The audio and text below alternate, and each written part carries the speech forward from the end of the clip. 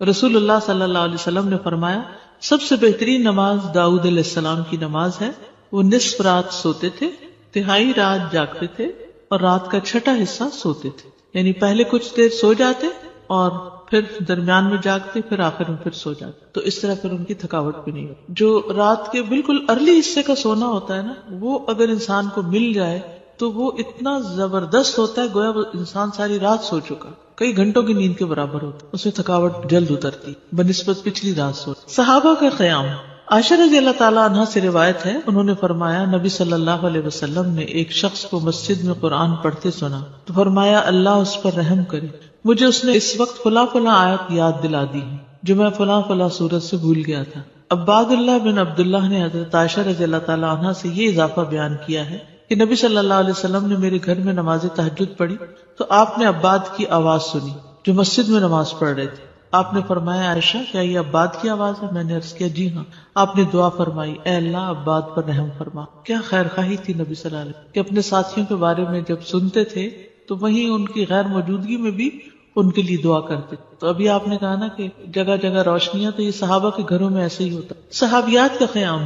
نبی صلی اللہ علیہ وسلم نے فرمایا مجھ سے جبریل علیہ السلام نے کہا کہ حفصہ سے رجوع کر لو کیونکہ وہ بہت روزے رکھنے والی اور بہت قیام کرنے والی ہے اور بے شک وہ جنت میں آپ کی بیوی ہے. امام احمد بن حنبل، امام بخاری، حافظ عراقی، یہ سب قیام اللیل کرنے والے لوگ تھے اور ان کے لیے ایسے ہی تھا جیسے کوئی بہت مانوس چیز ہے، یعنی بالکل روٹین کی بات تھی. تہجد کے فائدے.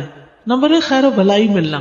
جابر رضی اللہ عنہ سے روایت ہے، کہتے ہیں کہ رسول اللہ صلی اللہ علیہ وسلم نے فرمایا کوئی مرد اور عورت ایسی نہیں کہ رات کو سوئے مگر اس کے سر پہ گریں لگا دی جاتی ہیں. بس اگر اس نے جاگتے وقت اللہ کا ذکر کیا تو گرہ کھل جاتی ہے، اگر کھڑا ہوا اور وضو کیا اور نماز پڑھی تو سب گریں کھل جاتی ہیں اور وہ خوش دل ہلکا پھلکا ہو کر بھلائی کو پہنچنے والا ہوتا. یعنی جو لوگ صبح اٹھ کر صبح اٹھتے ہی پہلے ذکر کرتے ہیں، اللہ کا دعا کرتے ہیں، اگر تہجد کے وقت اٹھے ہیں تو کون سی آیات پڑھتے ہیں؟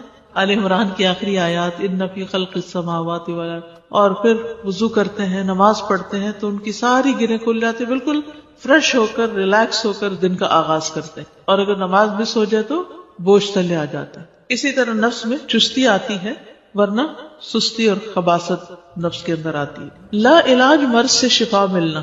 امام ابن قیم کہتے ہیں قیام اللیل حفظان صحت کے اسباب میں سب سے زیادہ نفع مند، یعنی صحت کی حفاظت کے لیے سب سے اچھی چیز ہے اور بہت سے لا علاج امراض کو روکنے والے امور میں سے سب سے زیادہ روکنے والا ہے اور جسم، روح اور دل کو بہت چاق و چوبند رکھنے والا ہے. یعنی لا علاج مرضوں کا علاج ہے قیام اللیل. دل کا علاج.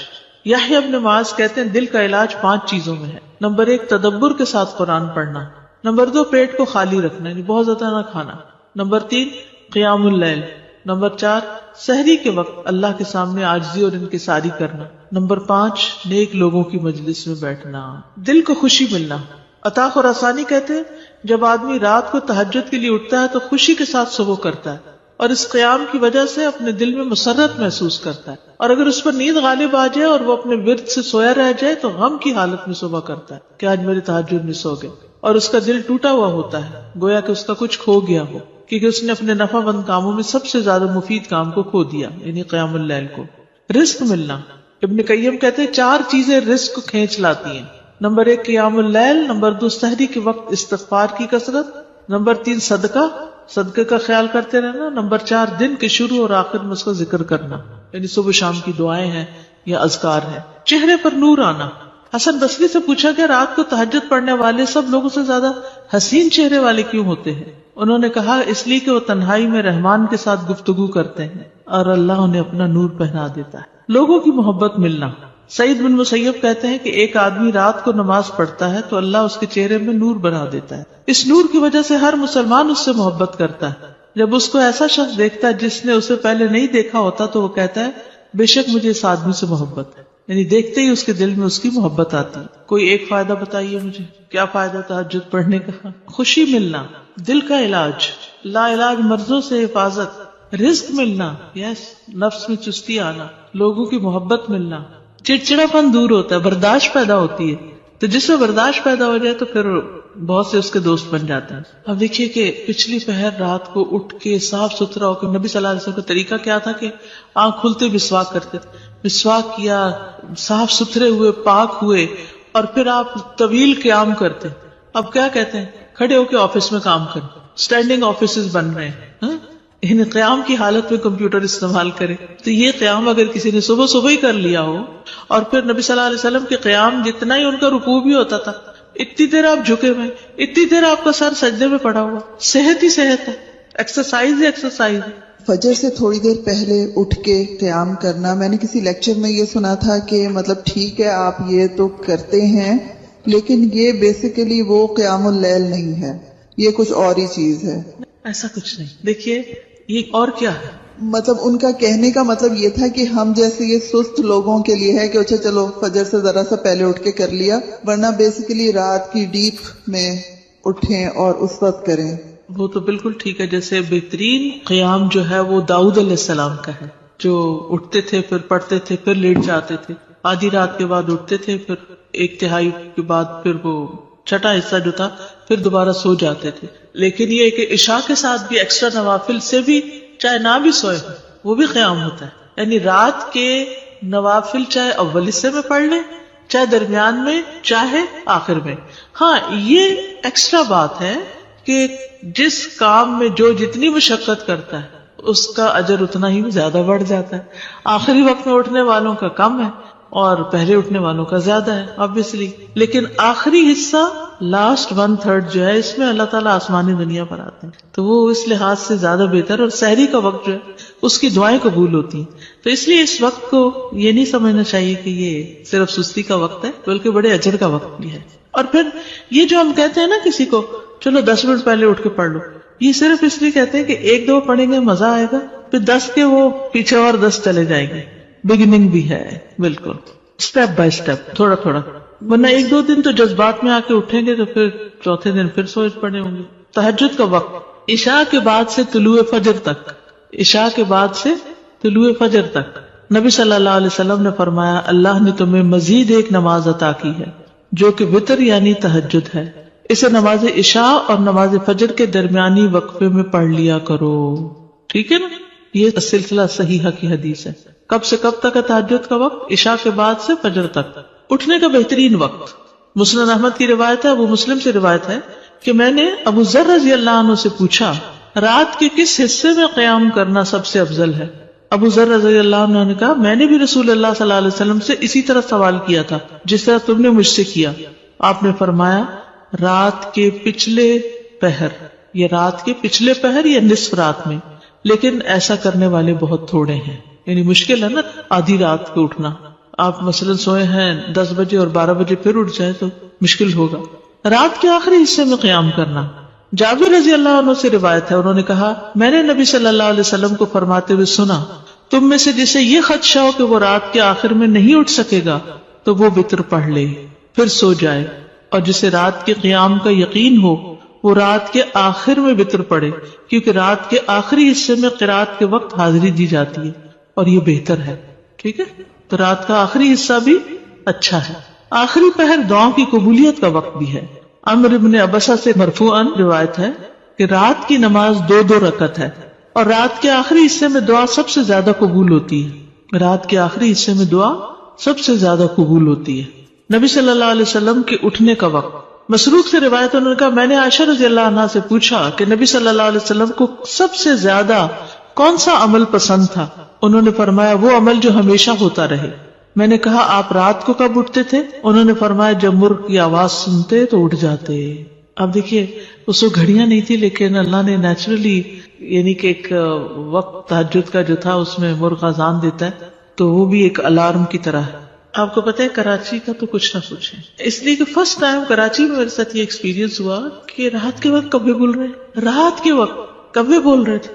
یہ فرسٹ ٹائم میں نے دیکھا تو میں نے کہا یہ کیا ہوا ہے, یہ نہیں, میں پریشان ہو گئی جب شروع میں گئی وہاں, یہ کیا ہو رہا ہے. پھر مجھے سمجھ میں آیا کہ یہاں کراچی میں تو ساری رات ٹریفک چل رہی ہوتی ہے اور لوگ جاگ رہے ہوتے ہیں, کہ کراچی میں لوگ رات کو زیادہ جاگتے ہیں, تو وہ پھر کبھی بھی جاگنے لگے. کھانا ملتا ہے, بالکل کھانا بھی ملتا ہے. اب دیکھیں ریسٹورینٹس کے باہر وہ پرندے اڑ کے رات کے وقت آ کے بیٹھ کے جاتے ہیں, کیونکہ دن کو وہ سب بند پڑا ہوتا ہے بیچارے, ان کا رزق بھی رات کو کھلتا ہے. ان کا یعنی کہ وہ سارا سسٹم ڈسٹرب ہو چکا ہے. جیسے انسان ڈسٹرب ہو گئے تو پرندے بھی ڈسٹرب ہو گئے. حضرت عائشہ سے روایت فرماتی ہیں آپ صلی اللہ علیہ وسلم شروع رات میں سوتے اور آخر رات میں بیدار ہو کر تہجد کی نماز پڑھتے.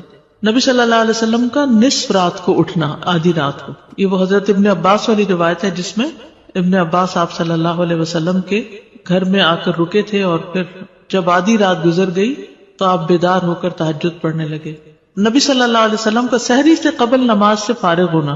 حضرت عائشہ کہتی ہیں کہ جب سحری کا وقت ہوتا تو میں نبی صلی اللہ علیہ وسلم کو اپنے پاس سویا ہوا ہی پاتی، یعنی آپ تہجد پڑھ کے دوبارہ سو جاتے تھے. حضرت عائشہ سے روایت بیان کرتی ہیں کہ بلا شبہ اللہ عز و جل رسول اللہ صلی اللہ علیہ وسلم کو رات میں جگا دیتے، چنانچہ صبح نہ ہو پاتی کہ آپ اپنے معمول کی عبادت سے فارغ ہو چکے ہوتے تھے. تہجد کے لیے بیدار ہونے کی سنتیں.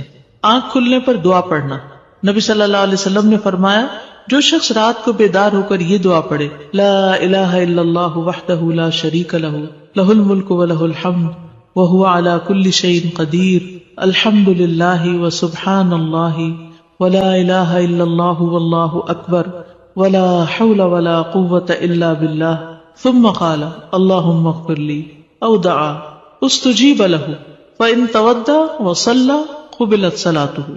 نبی صلی اللہ علیہ وسلم نے فرمایا جو شخص رات کو بیدار ہو کر یہ دعا پڑھے لا الہ الا اللہ آخر تک اور پھر کہے اللہم اغفر لی، اے اللہ میری مغفرت فرما، یا کوئی اور دعا کرے جو اس کی دعا ہے تو اس کی دعا قبول ہوتی ہے. پھر اگر اس نے وضو کیا اور نماز پڑھی تو نماز بھی قبول ہوتی ہے. ٹھیک ہے. آل عمران کی آخری 10 آیات پڑھنا. ابن عباس نے ابو المتوکل کو بتایا کہ انہوں نے ایک رات نبی صلی اللہ علیہ وسلم کے ہاں گزاری تو اللہ کے نبی رات کے آخری حصے میں اٹھے، باہر نکلے اور آسمان پر نظر ڈالی، پھر سورۃ آل عمران کی آیت پڑھی ان فی خلق السماوات والارض. 3 بار وقفے سے اٹھنا. ابن عباس کہتے ہیں وہ ایک رات رسول اللہ صلی اللہ علیہ وسلم کے ہاں سوئے تو رات کو آپ جاگے، مسواک کی اور وضو فرمایا. آپ اس وقت یہ آیات پڑھ رہے تھے ان فی خلق السماوات والارض. یہ آیات تلاوت فرمائی حتیٰ کہ سورت ختم کی، پھر آپ کھڑے ہوئے اور 2 رکعتیں پڑھی. ان میں بہت طویل قیام، رکوع اور سجدے کیے، پھر واپس پلٹے اور سو گئے یہاں تک کہ آپ کی سانس کی آواز سنائی دینے لگی. پھر آپ نے اس طرح 3 دفعہ کیا، 6 رکعتیں پڑھی. ہر دفعہ آپ مسواک کرتے، وضو فرماتے اور ان آیات کی تلاوت فرماتے. پھر آپ نے 3 وتر پڑھے، پھر مؤذن نے اذان دی تو آپ نماز کے لیے باہر تشریف لے گئے. یعنی بار بار وضو کیا، بار بار مسواک کیا اور بار بار ان فی خلق پڑھا اور عبادت کی. بیدار ہوتے ہی مسواک کرنا. ابن عمر سے مرفوعاً مروی ہے کہ آپ صلی اللہ علیہ وسلم جب سوتے تو مسواک آپ کے پاس ہوتی، جب بیدار ہوتے تو مسواک سے ابتدا کرتے. اسی طرح جب آپ تہجد کے لیے کھڑے ہوتے تو اپنا منہ مسواک سے اچھی طرح صاف کرتے. 2 رکعتیں پڑھ کر سلام پھیرتے اور مسواک کرتے. سبحان اللہ، کس کثرت کے ساتھ منہ صاف کرتے. صحابہ کو بھی حکم دیا جاتا کہ رات کو اٹھے تو مسواک کرے. پھر درمیانہ وضو کرنا. ابن عباس سے روایت ہے انہوں نے کہا میں نے ایک رات اپنی خالہ میمونہ کے ہاں گزاری. نبی صلی اللہ علیہ وسلم رات کو اٹھے اور اپنی ضرورت کی جگہ آئے، پھر اپنا چہرہ اور دونوں ہاتھ دھوئے، پھر سو گئے اور پھر اٹھے اور مشکیزے کے پاس آئے، اس کا بندھن کھولا، پھر 2 وضو کے درمیان کا وضو کیا، یعنی ہلکا سا وضو، اور پانی زیادہ استعمال نہیں کیا اور اچھی طرح وضو کیا. پھر اٹھے اور نماز شروع کی. کم سے کم اور زیادہ سے زیادہ تعداد کتنی رکعتیں پڑھنی چاہیے؟ ٹھیک ہے. یہ بھی بڑا اہم سوال ہے. اکثر لوگ پوچھتے ہیں تہجد کتنی رکعتیں؟ تو یہ ظہر اثر وغیرہ کی طرح مقرر رکعتیں نہیں ہیں، اس میں وسعت ہے. ٹھیک ہے. کم سے کم اور زیادہ سے زیادہ تعداد. ابن عثیمین کہتے ہیں نبی صلی اللہ علیہ وسلم سے رات کی نماز کے متعلق سوال کیا گیا تو آپ نے فرمایا رات کی نماز 2 رکعت ہے، مثنا مثنا، اور آپ نے اس کو کسی تعداد کے ساتھ متعین نہیں کیا. آپ نے یہ نہیں فرمایا 4 ہے، 6 ہے، 8 ہے، 10 ہے، نہیں. کیا فرمایا؟ 2 ہے. تو جب نبی صلی اللہ علیہ وسلم نے اس کے لیے کسی گنتی کو متعین کیے بغیر کیفیت کو واضح کر دیا تو اس سے معلوم ہوا کہ نماز کا معاملہ اس بارے میں وسعت رکھتا ہے، یعنی اس میں کافی گنجائش ہے. انسان 100 رکعتیں بھی پڑھ سکتا ہے اور 1 رکعت کے ساتھ اس کو وتر بنا سکتا ہے. تو اصل بات یہ کہ انسان جتنی طاقت پاتا ہے اتنی رکعتیں ادا کر لے. ٹھیک. ابن باز رات کی نماز کی تعداد کے متعلق کہتے ہیں کہ یہ بات ہر انسان کی طاقت کی طرف لوٹتی ہے، اور نبی صلی اللہ علیہ وسلم 11 رکعت ادا کرتے اور 2 رکعت پر سلام پھیرتے. آپ علیہ الصلوۃ والسلام اپنی قرات، اپنے رکوع اور اپنے سجدوں کو لمبا کرتے تھے اور قیام اللیل کو 2 ہلکی پھلکی رکعتوں کے ساتھ شروع کرتے تھے. سب سے بہتر یہی ہے. اور اگر وہ 3، 5 یا اس سے بھی زیادہ پڑھتا تو کوئی حرج نہیں. ہر ایک اپنی طاقت کے مطابق ادا کرے گا، اس میں کوئی حد نہیں. لیکن سب سے افضل صورت 11 رکعت نماز پڑھنا ہے، 8 تہجد اور 3 وتر. نبی صلی اللہ علیہ وسلم کا رمضان اور غیر رمضان میں 11 رکعت سے زیادہ نہ پڑھنا. ابو سلمہ بن عبد الرحمن سے روایت ہے، انہوں نے عائشہ رضی اللہ تعالی عنہا سے پوچھا، اور یہ صحیح مسلم کی روایت ہے، کہ رمضان میں رسول اللہ صلی اللہ علیہ وسلم کی نماز کیسے ہوتی تھی؟ انہوں نے جواب دیا، رسول اللہ صلی اللہ علیہ وسلم رمضان اور اس کے علاوہ دوسرے مہینوں میں فجر سے پہلے 11 رکعتوں سے زیادہ نہیں پڑھتے تھے. شیخ البانی کہتے ہیں کہ صحیح نص کے ذریعے رسول اللہ صلی اللہ علیہ وسلم کے فعل سے قیام اللیل کی رکعات کی تعداد 11 ثابت ہے، اور جب ہم اس میں غور کرتے ہیں تو ہمارے لیے انتہائی واضح طور پہ ظاہر ہو جاتا ہے کہ آپ اپنی پوری زندگی اس گنتی پر قائم رہے، خواہ رمضان ہو یا اس کے علاوہ آپ اس سے زیادہ نہیں پڑھتے تھے. جہاں 13 کی بات آتی ہے نا تو وہ 2 سنت فجر کی بھی شامل کر لیتے ہیں. حضرت عائشہ سے روایت ہے، نبی صلی اللہ علیہ وسلم رات کو 11 رکعتیں پڑھتے، 8 رکعتیں تہجد اور 3 وتر. کبھی 9 رکعتیں بھی پڑھی ہیں آپ نے، ٹھیک ہے، کبھی 7 رکعتیں بھی ادا کی ہیں آپ نے، اور 7 سے کم نہیں پڑھی، یعنی 6 پڑھ کے 1 وتر کیا ہے، 7 سے کم نہیں پڑھی اور 13 سے زیادہ نہیں پڑھی.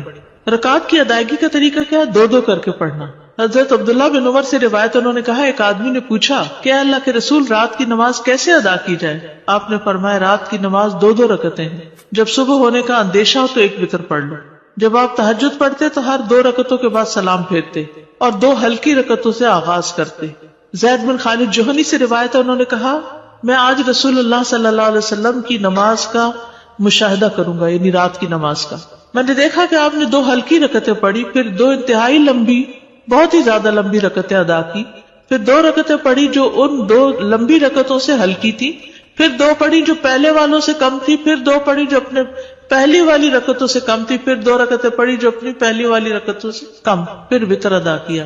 یعنی سب سے پہلے 2 ہلکی، پھر 2 خوب لمبی، پھر 2 اس سے کچھ کم، پھر اس سے کم، پھر اس سے کم، پھر اس سے کم. لیکن آپ کی یہ جو رکعتیں تھی بہت خوبصورت اور بہت طویل ہوتی تھی. حضرت عائشہ کہتی ہیں، ان کی خوبصورتی اور ان کی طوالت کے بارے میں مت پوچھو.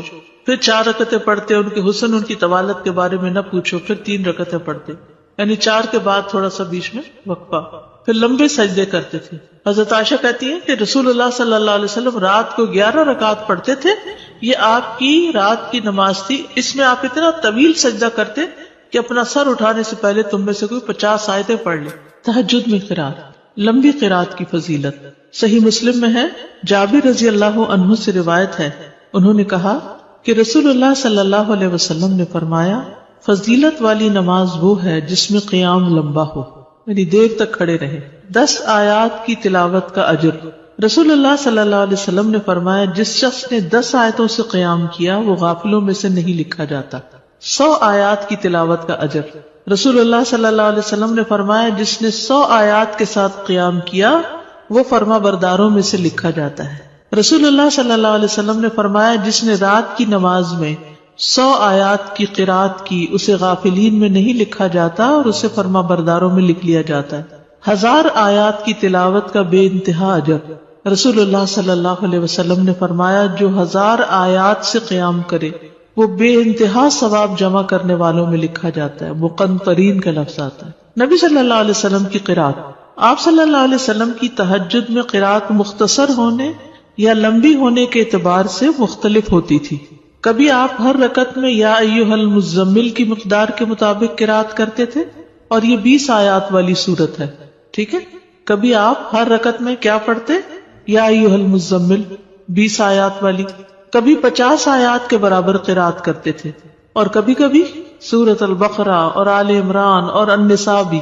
تو اس سے ہی پتہ چلتا ہے کہ اس میں کوئی لگا بندہ قاعدہ نہیں کہ اتنی ضرور قرات کی جائے، حسب حالت کم یا زیادہ کی جا سکتی ہے، لیکن obviously جتنی کریں گے پھر اس کا اجر اتنا ہی مختلف ہو جائے گا. نبی صلی اللہ علیہ وسلم کا قیام لمبا ہوتا تھا. عبداللہ بن مسعود سے روایت ہے، وہ کہتے ہیں، میں نے ایک رات نبی صلی اللہ علیہ وسلم کے ہمراہ تہجد پڑھی تو آپ کافی دیر کھڑے رہے، حتیٰ کہ میں نے ایک برے کام کا ارادہ کیا. ہم نے کہا، آپ کا کیا ارادہ تھا؟ انہوں نے فرمایا، میں نے یہ ارادہ کیا کہ میں نبی صلی اللہ علیہ وسلم کو قیام میں چھوڑ کر خود بیٹھ جاؤں، تھک گئے ہوں گے. ایک ہی آیت کی مسلسل تکرار. حضرت عائشہ سے مروی ہے، انہوں نے کہا کہ نبی صلی اللہ علیہ وسلم نے ایک رات قرآن کی ایک ہی آیت سے قیام کیا. یعنی ایک آیت بار بار پڑھتے رہے. اور وہ کیا آیت تھی؟ ان تعذبہم فانہم عبادک وان تغفر لہم فانک انت العزیز الحکیم. اگر تو ان کو سزا دے تو بے شک وہ تیرے ہی بندے ہیں، اور اگر تو معاف کر دے تو بے شک تو ہی غالب بڑی حکمت والا ہے. یعنی یہ تو تجھ پر، یعنی کہ ایک طرح سے رحم ہی کی درخواست کر رہے ہیں کہ تیرے بندے ہیں، تو رحم فرما دے ان پر. اسی طرح سورۃ الاخلاص کی تکرار، بار بار ایک ہی سورت. پھر اسی طرح جہری اور سری دونوں طرح سے قرات کرنا جائز ہے. آپ چاہیں تو تہجد میں بلند آواز سے تلاوت کریں، چاہیں تو دل میں پڑھیں. غزیف بن الحارث سے روایت ہے کہ میں نے عائشہ رضی اللہ تعالی عنہا سے کہا، کیا آپ نے دیکھا کہ رسول اللہ صلی اللہ علیہ وسلم قرآن اونچی آواز سے پڑھتے تھے یا خاموشی سے؟ فرمایا کبھی اونچی آواز سے پڑھتے، کبھی دھیمی آواز سے. میں نے کہا اللہ اکبر، تمام تعریف اللہ کے لیے جس نے اس معاملے میں وسعت رکھی. اب یہ اختلاف نہیں، کیا ہے؟ وسعت ہے. ابو ہریرہ سے روایت ہے، وہ بیان کرتے ہیں کہ نبی صلی اللہ علیہ وسلم رات کو کبھی بلند آواز سے اور کبھی دھیمی آواز سے قرات کرتے. ابن عباس کہتے ہیں کہ نبی صلی اللہ علیہ وسلم کی قرات اس قدر بلند ہوتی کہ صحن میں بیٹھا آدمی سن سکتا تھا جب آپ گھر میں یعنی کمرے میں ہوتے تھے. حضرت عائشہ سے مروی ہے کہ ایک شخص رات کو اٹھا اور قرات کرنے لگا. اس نے اپنی آواز بلند رکھی. جب صبح ہوئی تو رسول اللہ صلی اللہ علیہ وسلم نے فرمایا اللہ فلاں پہ رحم فرمائے، اس نے رات مجھے کتنی ہی آیتیں یاد دلا دی جو میں بھول چکا تھا. تو بعض اوقات اونچی قرات سے دوسرے لوگوں کو فائدہ ہو جاتا ہے جو آس پاس ہوتے ہیں. درمیانی آواز میں قرات. ایک رات نبی صلی اللہ علیہ وسلم نکلے اور ابو بکر رضی اللہ عنہ کے پاس سے گزرے. وہ نماز پڑھ رہے تھے اور ان کی آواز دھیمی تھی. راوی کہتے ہیں اور آپ عمر بن خطاب کے پاس سے گزرے، وہ بھی نماز پڑھ رہے تھے، ان کی آواز بہت بلند تھی.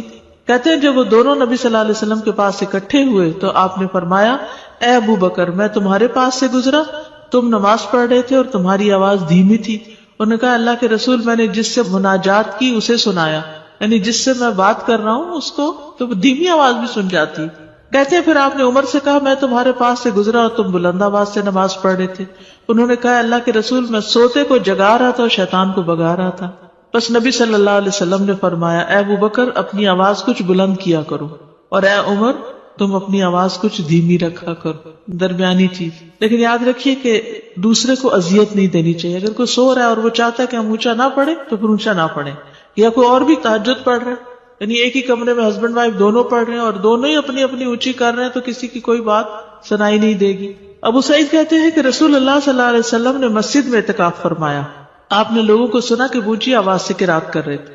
آپ نے پردہ ہٹایا اور فرمایا خبردار، بے شک تم سب کے سب اپنے رب سے مناجات کر رہے ہو، مگر تم میں سے کوئی دوسرے کو ہرگز ایذا نہ دے، کوئی کسی کو تکلیف نہ پہنچائے، اور قرات میں اپنی آواز دوسرے پر بلند نہ کرے.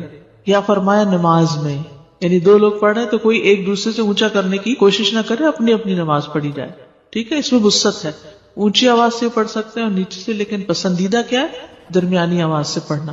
لیکن اگر کوئی اور ساتھ پڑھ رہا ہو، مثلا آپ نے دیکھا ہوگا کہ بعض اوقات آپ پڑھتے ہوئے بھول جاتے ہیں اگر بیچ میں کوئی اور کسی بھی چیز کی آواز آ رہی تو اس صورت میں اگر دوسرے ہوں تو ان کی رعایت کرنی چاہیے. اس وسعت کا فائدہ یہ ہے نا، جیسے سجدے کی دعائیں یا رکوع کی یا اور اسی طرح کی، تو کبھی ایک پڑھ لے کبھی دوسری پڑھ لے تو اس سے نماز کے اندر ایک خوبصورتی رہتی ہے، ایک توجہ رہتی ہے. شیطان سے بچنے کے لیے اللہ کی پناہ لینا. ابو سعید خدری بیان کرتے ہیں کہ رسول اللہ صلی اللہ علیہ وسلم جب رات کو قیام فرماتے تو اللہ اکبر کہتے، پھر سبحانک اللہم و بحمدک و تبارک اسمک و تعالی جدک و لا الہ غیرک کہتے، پھر 3 بار لا الہ الا اللہ کہتے، 3 بار اللہ اکبر کبیرہ کہتے. اس کے بعد اعوذ باللہ السمیع العلیم من الشیطان الرجیم من ہمزہ ونفخہ ونفثہ پڑھتے. بخشش طلب کرنا. ربیعہ الجرشی سے روایت ہے، کہتے ہیں کہ ایک مرتبہ میں نے عائشہ رضی اللہ عنہا سے سوال کیا تو میں نے کہا کہ رسول اللہ صلی اللہ علیہ وسلم جب رات کو قیام کرتے تو کس چیز سے آغاز فرماتے؟ انہوں نے کہا کہ آپ 10 مرتبہ اللہ اکبر کہتے، 10 بار سبحان اللہ، 10 بار لا الہ الا اللہ، 10 بار استغفر اللہ، اور 10 مرتبہ یہ دعا اللہم اغفر لی واہدنی وارزقنی، اور پھر 10 بار یہ دعا اللہم انی اعوذ بک من الضیق یوم الحساب، دنیا کی تنگی سے دعا مانگنا. شریک حوزنی کہتے کہ میں ام المومنین عائشہ رضی اللہ عنہا کے پاس گیا اور ان سے پوچھا کہ رسول اللہ صلی اللہ علیہ وسلم جب رات کو اٹھتے تو کس چیز سے ابتدا کرتے؟ سبحان اللہ و بحمدہ سبحان اللہ العظیم سبحان اللہ و بحمدہ عدد خلقہ ورضا نفسہ وزنۃ عرشہ ومداد کلماتہ اللهم إني أسألك بأن لك الحمد لا إله إلا أنت المنان بديع السماوات والأرض يا ذا الجلال والإكرام يا حي يا قيوم الحمد لله رب العالمين الرحمن الرحيم مالك يوم الدين إياك نعبد وإياك نستعين اهدنا الصراط المستقيم اهدنا الصراط المستقيم اهدنا الصراط المستقيم صراط الذين أنعمت عليهم غير المغضوب عليهم ولا الضالين اللهم صل على محمد وعلى آل محمد اللهم صل على محمد النبي الأمي وعلى آل محمد اللهم صل على محمد عبدك ورسولك كما صليت على إبراهيم وبارك على محمد وعلى آل محمد كما باركت على إبراهيم وعلى آل إبراهيم إنك حميد مجيد رب اشرح لي صدري ويسر لي أمري واحلل عقدة من لساني يفقهوا قولي رب زدني علما. اللہ ہمیں علم میں آگے بڑھا. رب ارحمہما کما ربیانی صغیرا. اللہ ہمارے والدین پر رحمت نازل فرما جیسے انہوں نے بچپن میں ہمیں پالا. رب انی لما انزلت الی من خیر فقیر. اے میرے رب جو بھی خیر تو مجھ پہ نازل کرے میں اس کا محتاج ہوں، فقیر ہوں. اللہ تو ہم سب پر اپنی خیر کے خزانے کھول دے. رب لا تذرنی فردن وانت خیر الوارثین. اللہ تو ہمیں تنہا نہ چھوڑنا. اللہ تو ہی ہمارا سہارا ہے. تو ہمیں بخش دے، تو ہم پہ رحم فرما. وانت خیر الراحمین. اے اللہ تو ہمیں دنیا میں بھی بھلائی عطا فرما اور آخرت میں بھی بھلائی عطا فرما اور ہمیں آگ کے عذاب سے بچا لینا. اے اللہ تو ہمارا اپنے پاس جنت میں گھر بنانا. یا رب العالمین یا ارحم الراحمین ہمیں نیکیوں کی توفیق عطا فرما، ہمیں برائیوں سے بچنے کی توفیق دے. اللہ ہمیں فسادی لوگوں کے مقابلے میں مدد عطا فرما. اے اللہ شیطان کے وسوسوں سے بچا. اللہ اس سے بھی بچا کہ شیطان ہمارے پاس حاضر ہوں. یا رب تو ہمیں بخش دے، ہم پہ رحم فرما اور ہمیں خسارے سے بچا. اے اللہ ہمیں نماز کا پابند بنا، ہماری اولادوں کو نماز پڑھنے والا بنا. یا اللہ تو ہمارے والدین کو بخش دے، سارے مومنوں کو بخش دے جس دن حساب قائم ہوگا. اے میرے رب ہمیں حکمت عطا فرما. اے ہمارے رب ہمیں حکمت عطا فرما، ہمیں نیک لوگوں کا ساتھ عطا فرما اور ہمیں سچی نام بری عطا فرما اور ہمیں جنت النعیم کے وارثوں میں سے بنا اور قیامت کے دن کی رسوائی سے بچا. اللہ ہمیں توفیق دے کہ ہم تیری نعمتوں کا شکر ادا کرتے رہیں جو تو نے ہم پر کی اور ہمارے والدین پر کی، اور ہمیں ایسے اعمال کی توفیق دے کہ جن سے تو راضی ہو جائے اور ہمیں اپنی رحمت سے اپنے نیک بندوں میں شامل کر لے. اللہ ہماری اولادوں کی اصلاح کر دے. اللہ ہم تیری طرف توبہ کرتے ہیں، ان کی تربیت میں جو بھی ہم سے کمی کوتاہی ہوئی ہے تو ہمیں معاف فرما دے. یا اللہ ہم تیرے فرما بردار بندے بننا چاہتے ہیں، تو ہمیں اپنی رحمتوں سے مایوس نہ کرنا. اللہ ہمیں اپنے پاس سے رحمت عطا فرما. ربنا آتنا من لدنک رحمہ وہیئ لنا من امرنا رشدا. اور ہمارے معاملات میں ہمیں رہنمائی عطا فرما. اے ہمارے رب تجھ پر ہی ہم نے توکل کیا، تیری طرف ہم نے رجوع کیا، تیرے ہی پاس واپس آنا ہے. اللہ اس واپسی کو بڑا خوشگوار بنا دینا. اللہ ہماری آخرت کی منزلیں آسان کر دینا. یا رب العالمین ہم ایمان لائے ہیں، ہمیں ایمان لانے والوں کے ساتھ شامل کرنا. ہم پر ہمارا نور مکمل کر دینا، پلسرات کے اندھیروں سے بچانا. ربنا هب لنا من ازواجنا وذرياتنا قرة اعین وجعلنا للمتقین اماما. اے ہمارے رب ہمیں اپنے ازواج اور اولاد سے آنکھوں کی ٹھنڈک عطا فرما اور ہمیں متقین کا امام بنا. اللہ اولاد سے متعلق جتنے بھی دکھ درد، جتنے بھی غم، تکلیفیں، پریشانیاں ہیں، اللہ تو ان سب کو دور کر دے. یا اللہ ہم اپنی اولاد کی وہ تربیت نہیں کر سکے جو ہمیں کرنی چاہیے تھی. اللہ ہم حق ادا نہیں کر سکے. یا اللہ تو ان کی تربیت کر دے، تو ان کو ہدایت دے. تیرے خزانوں میں کوئی کمی نہیں، تو انہیں ہمارے لیے صدقہ جاریہ بنا دے. اللہ انہیں دنیا اور آخرت کی کامیابیاں عطا فرما. اللہ ہمیں صبر کرنا سکھا اور ہمیں اسلام کی حالت میں فوت کرنا. یا اللہ ہمیں دین پر، ایمان پر، اسلام پر ہمارے قدم جما اور آخری وقت میں لا الہ الا اللہ پڑھنا نصیب فرمانا. یا رب العالمین ہمارے دلوں کو ہدایت کے بعد ٹیڑھا نہ کرنا. یا اللہ ہمیں اپنی ہدایت پر جما کے رکھنا. یا اللہ ہمارے گناہوں کو معاف کر دینا. ربنا ظلمنا انفسنا وان لم تغفر لنا وترحمنا لنکونن من الخاسرین. اللہ اگر تو نے نہیں بخشا، تو نے رحم نہیں فرمایا تو ہم نقصان اٹھائیں گے. اللہ تو ہمیں ہر نقصان سے بچا لے اور ہمارے گناہوں کو معاف کر دے. ہمارے معاملے میں ہم حدوں سے جو بڑھ جاتے ہیں ہمارے ان معاملات کو بھی معاف کر دے، ہمارے اسراف کو معاف کر دے، ہمارے قدم جما دے اور ہمیں کافر قوم کے مقابلے میں مدد ہماری فرما. اے ہمارے رب، ہمیں اور ہمارے ان بھائیوں کو جو ہم سے پہلے ایمان لائے بخش دے، ہمارے تمام رشتہ داروں کو بخش دے، دوستوں کو بخش دے، ہمارے استادوں کو بخش دے، ہمارے والدین کو بخش دے. جتنے بھی کل مومن مسلم مسلمان فوت ہوئے ہیں اللہ ان سب کو بخش دے. اللہ سب کی منزلیں آسان فرما دے. یا اللہ ہمارے دلوں میں ایمان والوں کے لیے کوئی بغض نہ رکھ، تو ہمارے دلوں کو صاف کر دے. ہمیں ایمان والوں کی محبت عطا فرما. اللہ تو بڑا ہی مہربان رب ہے، اللہ تو بڑا شفقت کرنے والا مہربان ہے. اے ہمارے رب، تو ہمیں جہنم کی عذاب سے بچا لینا، جنت عدن میں داخل فرمانا اور ہماری بھول چوک اور ہم سے ہونے والی بھول چوک اور ہماری خطائیں معاف کر دینا. ہمارا مواخذہ نہ کرنا اگر ہم بھول جائیں یا ہم غلطی کر لیں. اے اللہ ہم پہ وہ بوجھ نہ ڈال جو تو نے ہم سے پہلے لوگوں پہ ڈالا تھا. اے اللہ تو ہم پہ وہ بوجھ نہ ڈال جس کے اٹھانے کی ہم میں طاقت نہیں، اور ہمیں معاف کر دے، ہمیں بخش دے، ہم پہ رحم فرما. تو ہی ہمارا مولا ہے، بس کافر قوم کے مقابلے میں ہماری مدد فرما. یا اللہ ہمیں جہالت سے بچا، کفر سے بچا، اندھیروں سے بچا. یا اللہ ہمارے دل کو روشن کر دے، ہمیں ایمان کی قوت نصیب کر دے. یا اللہ ہمارے دل کو غموں اور دکھوں سے پاک کر دے. یا اللہ ہماری بیماریوں کو دور کر دے.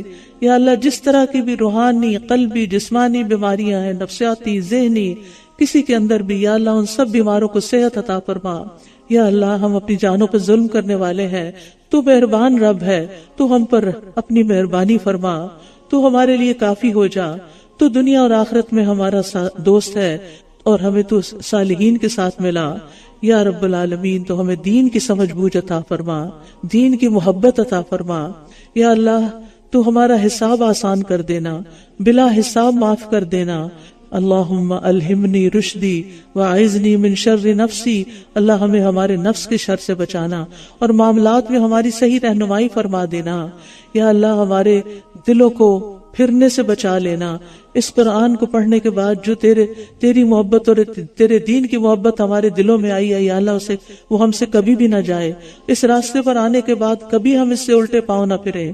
اللہ ہمیں ہدایت عطا کر، اللہ ہمیں تقوی عطا کر، اللہ ہمیں پاکیزگی عطا کر، اللہ ہمیں بے نیازی عطا کر. یا رب العالمین تو ہمیں اللہم رحمتک ارجو فلا تکلنی الی نفسی طرفت عین واصلح لی شأنی کلہ لا الہ الا انت. اللہ تیری رحمت کے امیدوار ہے، تو ہمیں ہمارے نفسوں کے حوالے نہ کرنا اور ہمارے تمام معاملات کی اصلاح کر دے. تیرے سوا کوئی الہ نہیں. اے اللہ ہمیں نفع مند علم عطا فرما، پاکیزہ رزق عطا فرما، قبولیت والے عمل کی توفیق عطا فرما. اللہ وہ سکھا جس کا سیکھنا ہمارے لیے فائدہ مند ہو، اور جو ہم نے سیکھا ہمیں اس پر عمل کی توفیق عطا فرما. اللہ ہمارے گناہوں کو معاف کر دے اور ہمارے گھروں میں وسعت پیدا کر دے، ہمارے دلوں میں وسعت پیدا کر دے، ہمارے رزق میں برکت پیدا کر دے. اللہ تو ہمیں رزق حلال عطا فرما. جو لوگ بھی رزق کے لیے سٹرگل کر رہے ہیں یا اللہ ان کی مشکلات آسان فرما. اللہ تو ہمیں حلال سے عطا فرمانا، حرام سے بچانا، ہمیں اپنا فضل عطا فرما، اور جو تو نے ہمیں دیا اس میں برکت عطا فرما اور ہمیں خیر و بھلائی نصیب فرما. اللہ تو ہماری مشکلات کو آسان کر دے. یا رب تو ہماری مشکلات کو آسان کر دے. اللہم لا سہل الا ما جعلتہ سہلا وانت تجعل الحزن سہلا اذا شئت. اللہ ہمارے سارے اگلے پچھلے چھوٹے بڑے پہلے پچھلے گناہ معاف فرما دے. اللہ ہمیں برے اخلاق سے بچا لے، بری خواہشات سے بچا لے. اے اللہ ہمیں قرض کے غلبے سے بچا لے، دشمن کے غلبے سے بچا لے، دشمن کے ہم پر ہنسنے سے بچا لے. اے اللہ ہمیں شرک سے بچا لے، اس شرک سے جو ہم جانتے اور اس سے بھی جو ہم نہیں جانتے. اللہ ہمیں تو فقر سے، قلت سے اور ذلت سے بچا لے. اے اللہ ہمیں ظلم سے بچا لے، کوئی ہم پہ نہ ظلم کرے اور ہم کسی پہ ظلم نہ کریں. اے اللہ ہر معاملے میں ہمارا انجام اچھا کر. یا اللہ ہمارے انجام کو بہترین کر اور ہمیں دنیا اور آخرت کی رسوائی سے بچا. اے اللہ ہمیں مصیبتوں کی مشقت سے بچا اور بدبختی سے بچا، بری تقدیر سے بچا. یا اللہ ہمیں ہم اور حزن اور عجز اور کسل سے بچا. یا رب العالمین ہمیں غموں سے بچا اور ہمیں عاجزی اور سستی اور بزدلی اور بخل اور قرض کے بوجھ اور لوگوں کے غلبے سے پناہ دے. یا اللہ تو ہم سے نعمتوں کا زوال نہ کرنا. اللہ تو ہم سے عافیتوں کو دور نہ کرنا. اللہ تو ہم پر کوئی اچانک سزا وارد نہ کرنا. اے اللہ تو ہمیں اپنی ہر طرح کی ناراضگی سے بچا. اے اللہ ہمیں تو نفع مند علم عطا فرما اور ایسا نفس عطا کر کہ جو تیری رضا پہ راضی رہے. اے اللہ تو ہمیں زیادہ عطا کر کم نہ کر، عزت عطا کر ذلت نہ دینا، عطا کرنا اور محروم نہ کرنا. یا رب العالمین تو ہم سے راضی ہو جا. یا اللہ تو ہماری خطائیں، ہماری لا علمی، ہمارے کاموں میں زیادتی اور ہمارے وہ گناہ جو تو ہم سے زیادہ جانتا ہے اور ہماری بھول چوک سب کو معاف کر دے. ہمارے دلوں کو منافقت سے پاک کر دے اور ریاکاری سے پاک کر دے. یا اللہ ہم تجھ سے ہر اس بھلائی کا سوال کرتے ہیں جس کا سوال تیرے نبی نے تجھ سے کیا. یا اللہ ہم ہر اس برائی سے تیری پناہ چاہتے ہیں جس سے پناہ تیرے نبی نے مانگی. اے اللہ ہم تجھ سے جنت کا سوال کرتے ہیں اور ہر اس قول اور فعل کا جو ہمیں جنت کے قریب لے جائے، اور ہم جہنم سے بچنا چاہتے ہیں اور ہر اس کام سے بھی بچنا چاہتے ہیں جو ہمیں جہنم کے قریب لے جائے. یا رب العالمین تو ہمیں ارذل العمر سے بچا لینا، دنیا اور آخرت کے فتنوں سے بچا لینا، عذاب قبر سے بچا لینا. یا اللہ اپنی ناراضگی سے بچانا، اپنی سزا سے بچانا. اے اللہ تو ہمارے اگلے پچھلے سارے گناہ معاف کر دے. اے اللہ ہمیں اپنی محبت عطا کر اور ہمیں اس شخص کی محبت دے جو تجھ سے محبت کرتا ہو، جس کی محبت ہمیں تیری محبت سے قریب کر دے. اور اے اللہ ہمیں ان کاموں کی محبت دے دے اور آسان کر دے وہ کام جن سے تو محبت کرتا ہے. اے اللہ جو تو نے مجھ سے لے لیا، جس سے میں محبت کرتا تھا، تو اس کو میرے لیے ان کاموں کی فراغت کا سبب بنا دے جن سے تو محبت کرتا ہے. یا رب العالمین یا ارحم الراحمین ہمیں بری موت سے بچانا، گر کے مرنے، ڈوب کے مرنے، جل کے مرنے سے. یا اللہ شیطان موت کے وقت شیطان ہمارے پاس نہ پھٹکے. یا اللہ ہم تیرے ہی راستے میں جان دینے والے ہوں، آخر دم تک تیرے دین پر قائم ہوں. یا رب العالمین تو ہمارے دین کو بھی سنوار دے، ہماری دنیا کو بھی سنوار دے اور ہمیں اپنی محبت ہر چیز کی محبت سے زیادہ کر دے اور اپنے دیدار کا شوق عطا فرما دے. اے اللہ تو ہم سے دین کا کام لیتا رہے اور ہمیں نہ بدلنا، ہمیں اس دین سے دور نہ کرنا. یا اللہ ہم تجھ سے سوال کرتے ہیں کہ تو ہمیں نیکیوں کی توفیق دے اور برائیوں سے بچا اور مسکینوں سے محبت کرنے والے ہوں، اور تو ہمیں بخش دے اور تو ہم پہ رحم فرما. اے اللہ اگر تو کسی قوم کو آزمائش میں مبتلا کرے تو ہمیں آزمائش کے بغیر فوت کر دے. اے اللہ ہم تجھ سے تیری محبت کا سوال کرتے ہیں اور اس کی محبت کا جو تجھ سے محبت کرتا ہے، اور اس کام کی محبت کا جو تیری محبت سے قریب کرتی ہے. تیری محبت سے قریب کرنے والے کاموں کی محبت چاہتے ہیں یا رب. اے اللہ تو ہمیں بچا لے عاجزی سے، سستی سے، بزدلی سے، بخل سے، انتہائی بڑھاپے سے، سنگ دلی سے، غفلت سے، تنگ دستی سے، ذلت سے، ناداری سے، محتاجی سے، کفر سے، نافرمانی سے، مخالفت سے، منافقت سے، بری شہرت اور ریاکاری سے. اے اللہ تو ہمیں ہر بری بیماری سے بچا، بہرا ہونے سے، گنگا ہونے سے، پاگل پن سے، کوڑ برس اور تمام برائیوں اور بیماریوں سے تو ہمیں محفوظ رکھ. یا رب العالمین تو ہمیں نیک لوگوں کا ساتھ دے. یا اللہ تو ہمیں اپنی رحمتوں میں ڈھانپ لے. اے اللہ تو ہمارے غموں کا مداوع کر دے. اے اللہ تو ہمارے دلوں میں، ہماری آنکھوں میں، ہمارے کانوں میں، ہماری ہر طرف ہمارے نور پیدا کر دے. یا اللہ تو ہماری مدد فرما اور ہمارے خلاف کسی اور کی مدد نہ کرنا. ہمیں غلبہ عطا فرما اور ہمارے اوپر کسی کو غلبہ نہ دینا. ہمارے لیے تدبیر کر، ہمارے خلاف کسی کی تدبیر نہ کرنا. اے اللہ ہمیں ہدایت دے اور ہدایت پہ چلنا آسان کر دے. یا رب تو ہماری مدد فرما، ہمیں بہت شکر کرنے والا بنا، بہت ذکر کرنے والا بنا، اپنے سے ڈرنے والا بنا، اپنی اطاعت کرنے والا، عاجزی کرنے والا، آہیں بھرنے والا، رجوع کرنے والا، توبہ کرنے والا. یا اللہ تو ہمارے گناہ دھو ڈال. اللہ اس قرآن کی برکت سے جو بھی ہم نے پڑھا اور سنا اور عمل کرنے کی توفیق عطا فرما. یا رب العالمین ہم تجھ سے سوال کرتے ہیں بہترین سوال، بہترین دعا کا، بہترین نجات کا، بہترین عمل کا، بہترین ثواب کا، بہترین زندگی اور بہترین موت کا. اللہ ہمیں ثابت قدم رکھنا، ہمارے درجات بلند کر دینا، ہماری نمازیں قبول کر لے، ہماری خطائیں بخش دے۔ ہم تجھ سے جنت کے بلند درجوں کا سوال کرتے ہیں، یا اللہ ہمیں جنت الفردوس میں جگہ عطا فرمانا، اپنا قرب نصیب فرمانا، اللہ ہمارے ظاہر اور باطن میں خیر نصیب فرمانا، یا اللہ ہمارے دلوں کو آپس میں جوڑ دے، یا اللہ ہمیں اپنی خشیت عطا فرما دے، ہماری مصیبتوں کو دور کر دے، ہمیں جب تک ہم زندہ ہماری قوتوں کو کم نہ کرنا، یا اللہ ہمیں اپنی عبادت کی توفیق عطا فرما۔ رب اعنی علی ذکرک و شکرک و حسن عبادتک، اللہ تمام دنیا کے مسلمانوں کی مدد فرما، اللہ غزہ کے مسلمانوں کی مدد فرما، اللہ ان کی تکلیف دور کر دے، اللہ ان سے جنگ دور کر دے، اللہ ان کی بھوک تو مٹانے والا ہے، تو مٹا دے، اللہ ہم وہاں نہیں پہنچ سکتے، تو پہنچ سکتا ہے، یا اللہ تو ان پہ رحم فرما، تو ان کی مشکل آسان کر دے، یا اللہ تو ان کو دنیا اور آخرت میں بہترین جزا عطا کر، جس مشکل سے وہ گزر رہے ہیں اللہ ان کے شہداء کو قبول کر لے، اللہ ان کے بیماروں کو صحت دے، اللہ ان کے مشکل میں پھنسے ہوئے لوگوں کی مشکل آسان کر دے، اللہ ان کا خوف دور کر دے، اللہ ان کو امن نصیب کر دے، اور ہم سب کو مسجد اقصی میں نماز کی توفیق عطا فرما یا رب العالمین۔ تو ہم سب کو اپنے گھر کی زیارت نصیب فرما، یا اللہ تو ہم سب سے راضی ہو جا۔ ہم وہ دعائیں بھی مانگتے ہیں جو تیرے حبیب محمد صلی اللہ علیہ وسلم نے مانگی، اور ہر اس چیز سے پناہ چاہتے ہیں جس سے پناہ تیرے حبیب محمد صلی اللہ علیہ وسلم نے مانگی۔ اللہ تو ہمیں ہر طرح کا خیر عطا فرما، اور ہر طرح کا شر ہم سے دور کر دے، یا اللہ ہمارے دلوں کو مضبوط کر دے، یا اللہ تو ہماری دعائیں قبول کر لے۔ اللہ جتنی بہنیں یہاں پر آئی ہیں ان کے دلوں میں جو دعائیں ہیں جو میں نہیں جانتی تو جانتا ہے، یا اللہ اس قرآن کے پڑھنے کی برکت سے، اس قرآن کے ختم کے موقع پر تو ان کی دعائیں قبول فرما لے۔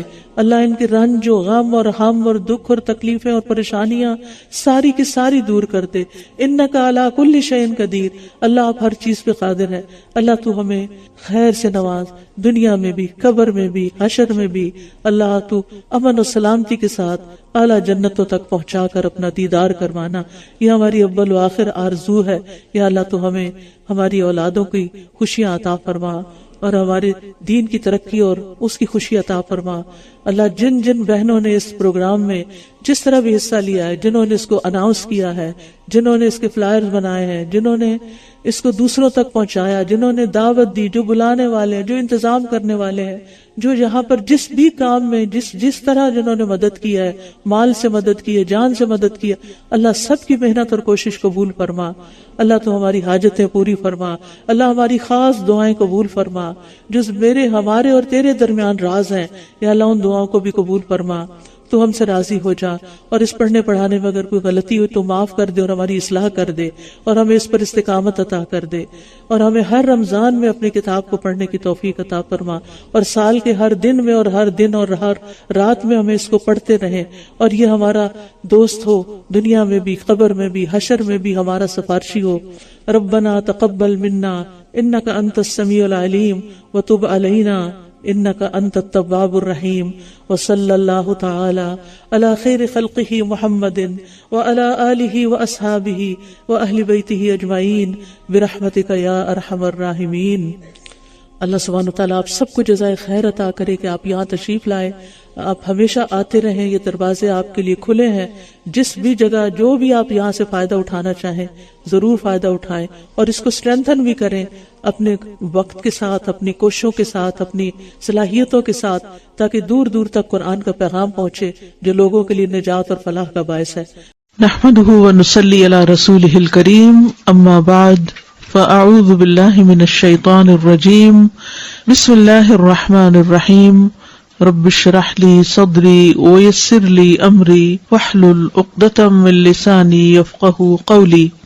یا ایہا المزمل، اے کپڑے میں لپٹنے والے، قم اللیلہ، رات کو قیام کرو، الا قلیلا، مگر کم، تھوڑا، نصفہ، آدھا اس کا، یعنی آدھی رات، او انقص منہ، یا کم کر لو اس میں سے بھی، قلیلا، تھوڑا سا، او زد علیہ، یا بڑھا لو اس پر یعنی نصف پر، ورتل القرآن ترتیلا، اور قرآن کو ٹھہر ٹھہر کر پڑھو، ٹھہر کر پڑھنا۔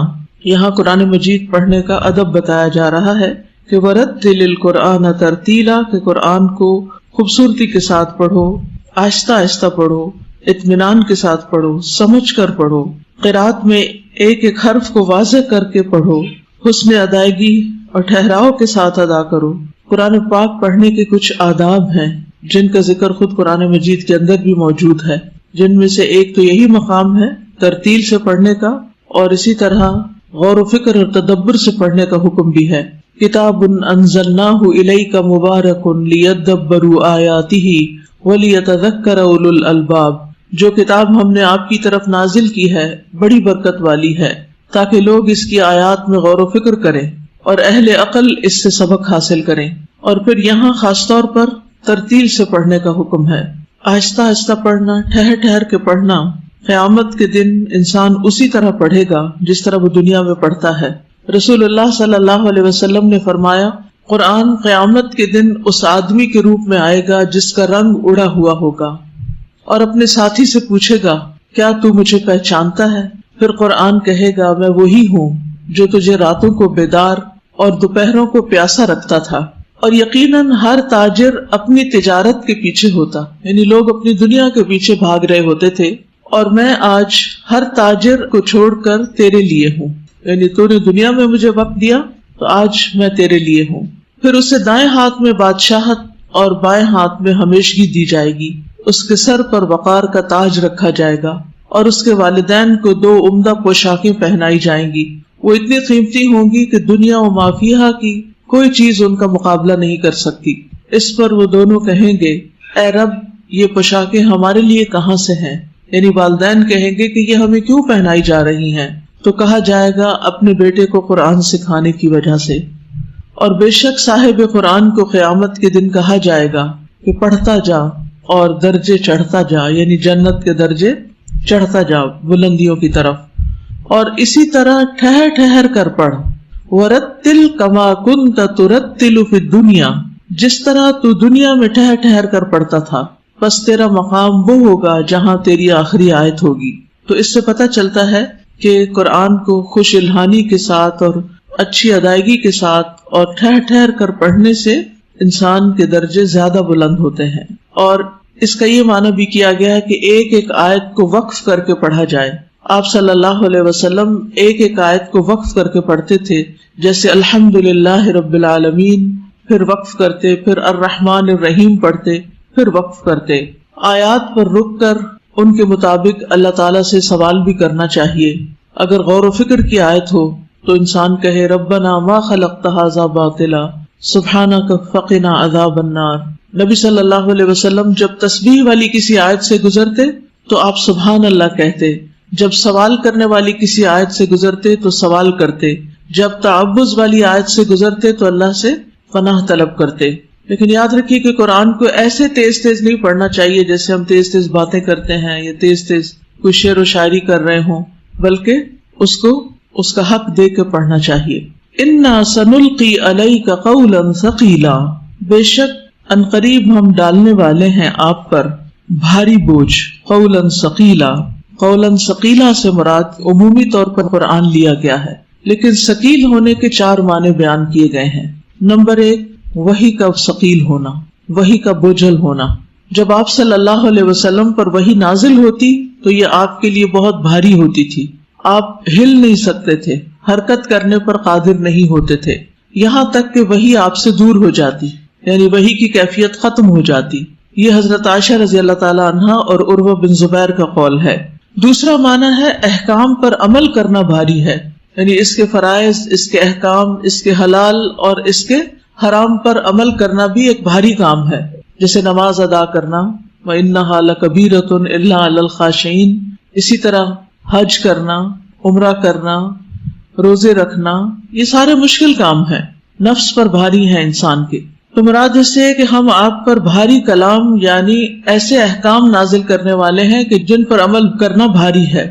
نمبر 3، ابن زبیر کا قول ہے کہ قیامت کے دن میزان میں بھاری ہوگا، یعنی قرآن مجید پڑھنے کا جو ثواب ہے، جو اجر ہے، جو فائدہ ہے کہ ایک ایک حرف پر 10 نیکیاں ہیں، تو انسان تھوڑا سا بھی پڑھ لے تو بہت سا اجر اکٹھا ہو جاتا ہے، یعنی کم وقت میں بڑی کمائی ہے یہ۔ تو اس لیے قرآن کی تلاوت اور قرآن کے سمجھنے اور اس کے ساتھ وقت گزارنے سے کیا فائدہ ہوگا کہ قیامت کے دن اعمال نامہ بھاری ہو جائے گا. اور چوتھا معنی معزز ہے، ثقیل بمعنی کریم. سدی کہتے ہیں کہ عربوں میں کہا جاتا ہے فلان ثقیل علیہ، کہ فلاں مجھ پر ثقیل ہے، یعنی مجھ پر معزز ہے، یعنی فلاں میرے لیے بہت بڑا ہے. پھر اسی طرح مضبوط ہونے کے معنوں میں بھی ثقیل بمعنی ثابت، کیونکہ بھاری چیز جو ہوتی ہے وہ اپنی جگہ پر مضبوطی سے جمی ہوئی ہوتی ہے. تو قرآن مجید بھی ایک مضبوط کلام ہے، مضبوط جمع ہوا معجز کلام ہے، جس کا معجز ہونا، عاجز کرنے والا ہونا کبھی بھی ختم نہیں ہوگا. یعنی قرآن کسی سے مغلوب ہونے والا نہیں، سب پر غالب ہونے والا ہے، مضبوط کلام ہے. اور جہاں تک اس بات کا تعلق ہے کہ نبی صلی اللہ علیہ وسلم پر وحی کا بوجھ ہوتا تھا، تو اس کے بارے میں متعدد احادیث ہیں. عبادہ بن صامت کہتے ہیں کہ جب نبی صلی اللہ علیہ وسلم پر وحی نازل ہوتی تو آپ کو سخت تکلیف ہوتی اور آپ کے چہرے پر اس کے آثار نظر آتے. مشقت کی وجہ سے پیشانی سے پسینے کے قطرے ٹپکنے لگتے، خاص سردیوں کا موسم ہی کیوں نہ ہوتا. پورے جسم پر وحی کا بوجھ ہوتا. زید بن ثابت کہتے ہیں کہ میں رسول اللہ صلی اللہ علیہ وسلم کے لیے وحی لکھتا تھا. جب آپ پر وحی نازل ہوتی تو آپ کو سخت کپکپی اور بہت زیادہ پسینہ لاحق ہو جاتا جو موتیوں کی طرح ہوتا. پھر آپ کی یہ حالت دور ہو جاتی تو میں کھجور کی بغیر پتوں کے چوڑی شاخ لے کر آتا، آپ مجھے لکھواتے اور میں لکھتا جاتا. میں فارغ نہ ہوتا حتیٰ کہ قریب تھا کہ ثقل قرآن سے میری ٹانگ ٹوٹ جاتی، یعنی قرآن کے بوجھ سے.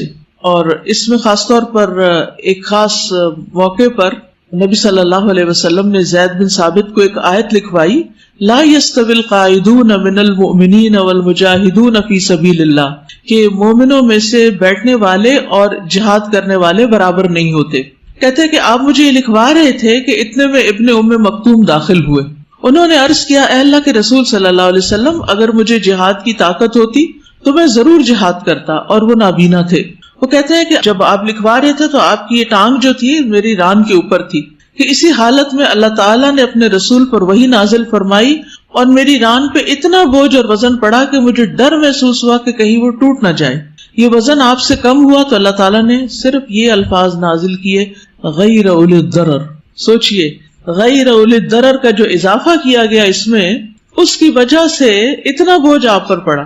آپ میں سے کبھی کسی کو سردی لگ کے بخار چڑھا؟ کس میں؟ سبھی کو ایکسپیرینس ہے. آپ نے دیکھا ہوگا کہ اس وقت کپ کپی جب طاری ہوتی ہے، یعنی کہ وہ جو شیورنگ ہوتی ہے، وہ شیورنگ آپ کے جسم کو توڑ دیتی، کمر توڑ بخار ہوتا ہے، وہ اتنا شدید ہوتا ہے اور ایسا لگتا ہے جیسے آپ پر کوئی وزن پڑ رہا ہو. یہ تو کچھ بھی نہیں اس کے مقابلے میں جو وہی کی کپ کپی اور وہی کی پھر اس شدت کی وجہ سے آپ کا پسینہ نکلنا اور پھر اس کا بوجھ پڑنا آپ پر.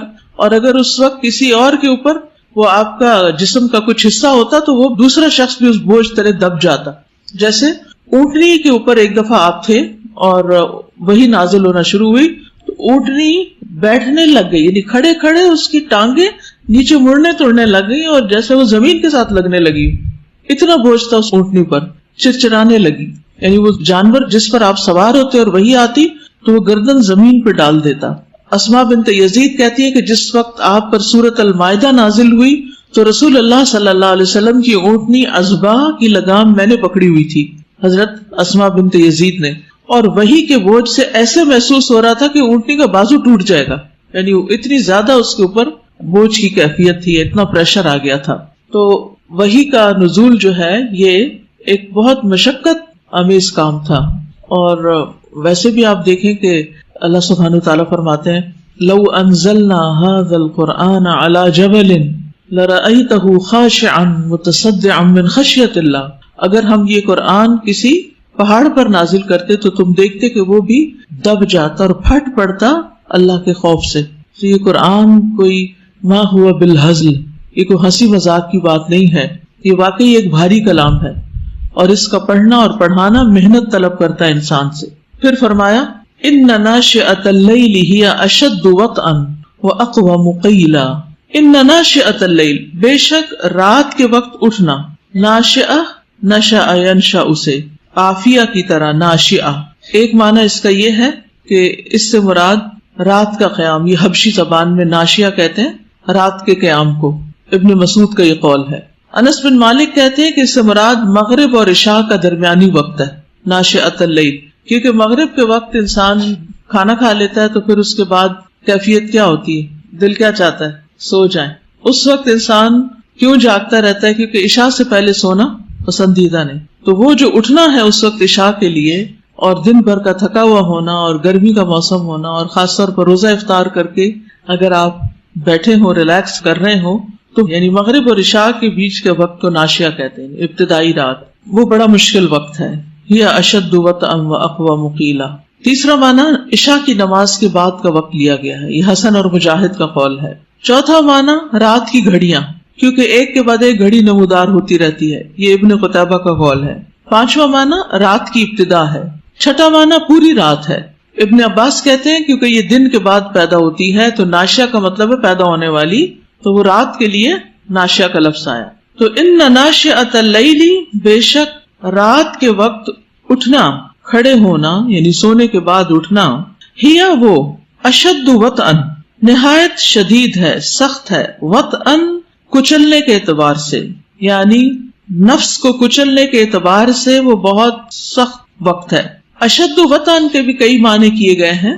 ایک معنی یہ ہے کہ تیرے دل، کان اور آنکھوں کا آپس میں موافق ہونا، کیونکہ رات کے وقت جب انسان اٹھتا ہے تو انسان کا دل بھی اللہ کی طرف متوجہ ہوتا ہے، کان بھی اس طرف لگے ہوئے ہوتے ہیں، اور نگاہیں بھی بھٹکتی نہیں، کیونکہ دن کی روشنی میں انسان ادھر ادھر دیکھتا رہتا ہے. تو رات کے وقت دیکھنا جو ہے اس کا یکسوئی والا ہوتا ہے. دوسرا معنی ہے قول اور عمل کی موافقت ہونا، یعنی کہنے کو تو ہر کوئی اللہ کی محبت کا دعویٰ کرتا ہے، لیکن رات کے وقت اٹھنا اس بات کا ثبوت ہے کہ واقعی اللہ سے محبت. ایک ماں جو اپنے بچے سے محبت کرتی ہے، جب بچہ رات کو جگاتا ہے تو ماں اٹھتی ہے کہ نہیں اٹھتی؟ کیسے اٹھتی؟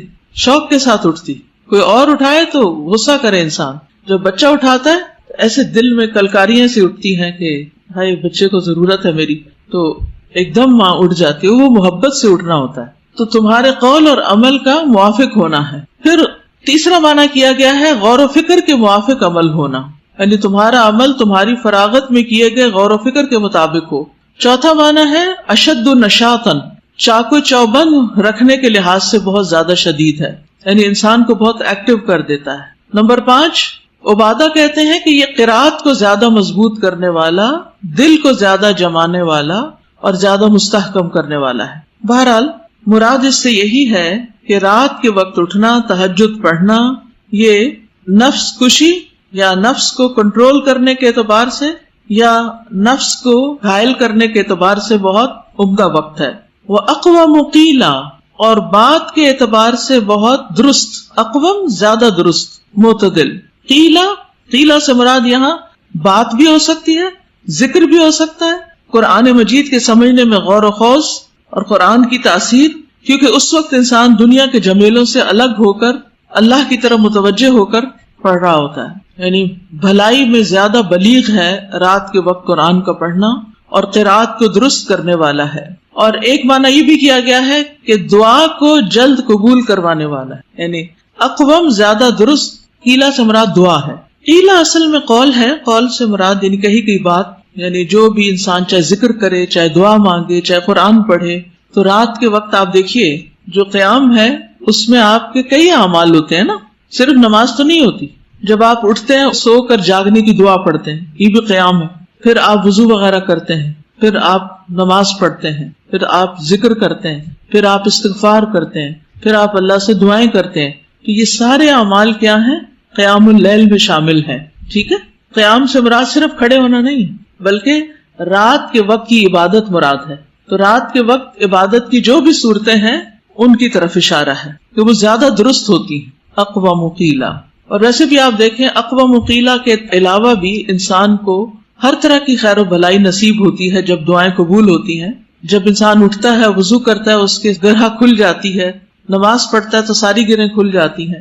امام ابن قیم کہتے ہیں کہ قیام اللیل حفظان صحت کے اسباب میں سب سے زیادہ نفع مند سبب ہے. یعنی انسان کو اگر صحت چاہیے تو رات کو قیام کرنا شروع کرے. اور بہت سے لا علاج امراض کو روکنے والے امور میں سے سب سے زیادہ روکنے والا ہے. جسم، روح، دل کو بہت چاقو چوبند رکھنے والا ہے قیام اللیل. یحییٰ ابن معاذ کہتے ہیں کہ دل کا علاج 5 چیزوں میں ہے: تدبر کے ساتھ قرآن پڑھنا، پیٹ کو خالی رکھنا، قیام اللیل کرنا، سحری کے وقت اللہ کے سامنے عاجزی و انکساری کرنا، اور 5واں ہے نیک لوگوں کی مجلس میں بیٹھنا. تو یہ رات کو اٹھنے کے فوائد میں سے ہے. پھر تہجد سے دل کو خوشی بھی ملتی ہے، اللہ کی محبت محسوس ہوتی ہے، رزق ملتا ہے. ابن قیم کہتے ہیں 4 چیزیں رزق کھینچ لاتی ہیں.